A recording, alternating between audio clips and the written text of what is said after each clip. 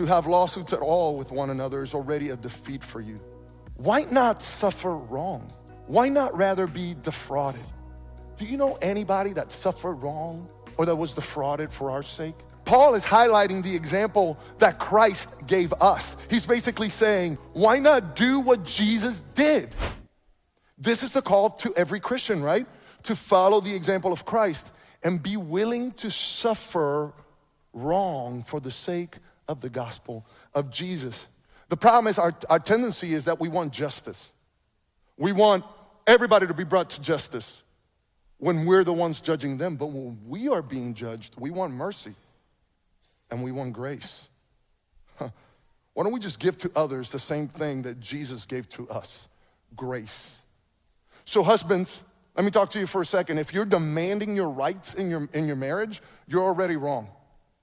Wives, the same thing. If you're demanding your rights in your marriage, you're wrong, because what Christ has called us to is to sacrificially love one another, to be willing to suffer if necessary, to be willing to lose if necessary.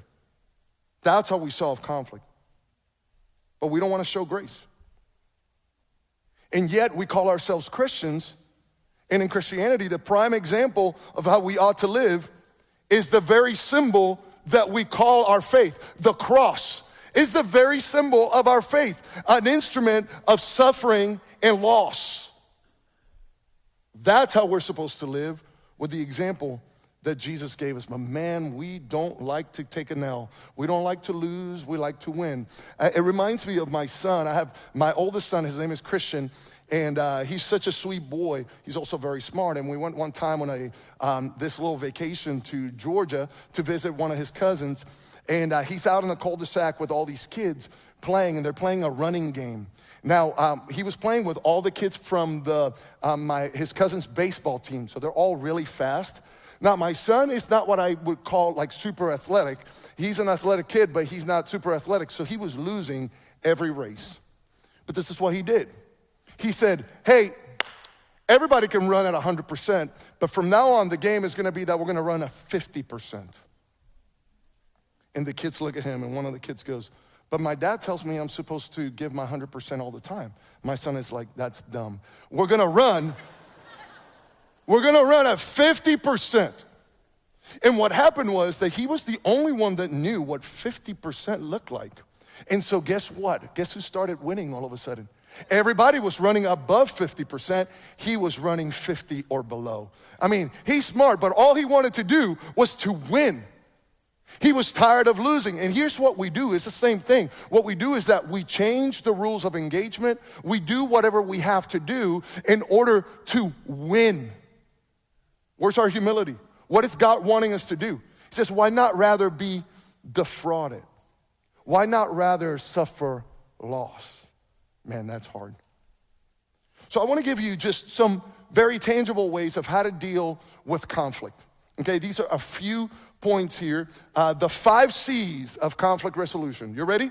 The first one is, these are not on your notes, so you're gonna have to write them down. Clarify. Clarify. You need to seek clarity. Ask questions and listen well. Seek to understand the person, not just make your point. You need to seek to understand the person, not just make your point. Clarify. Number 2, confront the issue, not the person. Confront the issue, not the person. And look, this is an opportunity not to attack the person. It's an opportunity to attack the problem. And the way that that looks like is this. This hurt me. This was wrong. Instead of, you hurt me. You did wrong. You get the difference? Okay, you're attacking the problem, not the person. So confront. Number 3 is calm down. Woo! Is that hard or what? When we have conflict. Hey, I'm telling you, the Lord was speaking to me through this message. My wife is like, yes, apply that. Yes, yes. So don't get angry. Calm down. And if necessary, sometimes you just got to step away from the problem, right? Step away. Give it some time. Breathe a little bit until you can talk about it. Or sometimes it even needs maybe a mediator, a Christian brother or sister who can speak into the situation and help you mediate. But calm down. Number 4, compromise. There's most likely a solution that both parties can live with and be okay. Seek that instead of just your way. Let go of your pride.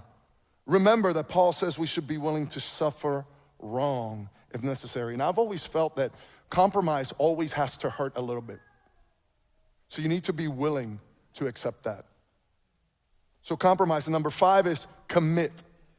Commit. Commit to preserving the relationship. Commit to preserving their relationship.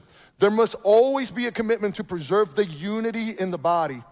This will require forgiveness. Remember that word?